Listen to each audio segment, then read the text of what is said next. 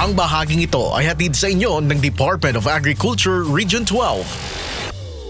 Nagtapos sa Capability Development Training and Specialized Training on Free-Range Chicken Production ang 29 ng mga magsasaka sa Kiamba, Sarangani Province. Ang mga sinanay ay pawang mga miyembro ng Kiamba Tri People Farmers Association. Ang nasabing asosasyon ay benepisyaryo ng Special Area for Agricultural Development ng Department of Agriculture o DA-SAD program.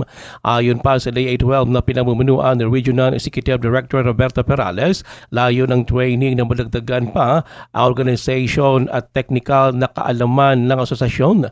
Itinuro ng Agriculture Department sa mga ito ang poultry production, kalakip dito ang egg hatching.